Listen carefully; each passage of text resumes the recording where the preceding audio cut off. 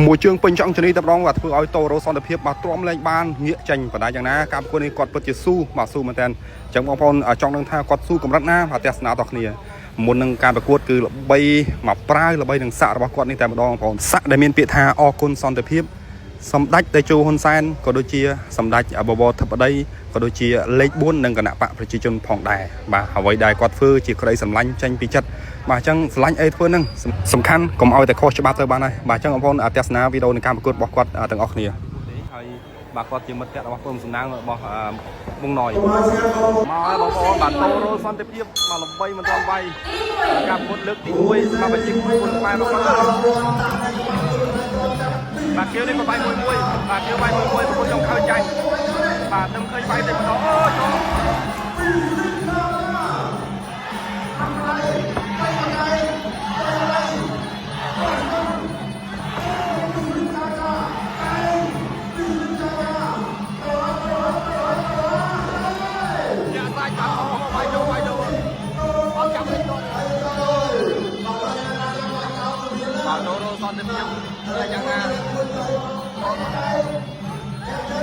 ចូលជង្គង់ស្លាប់ឯងទៅចូលជង្គង់អើយអត់ទេស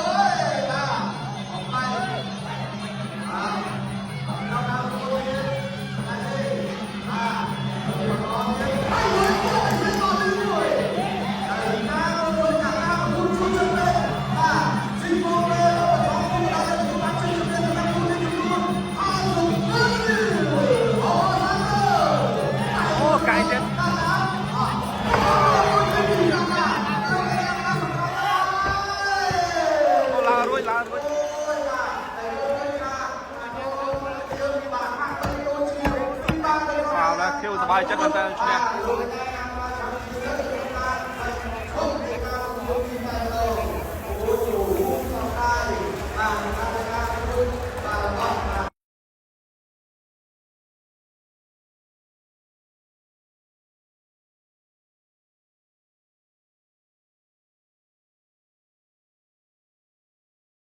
បង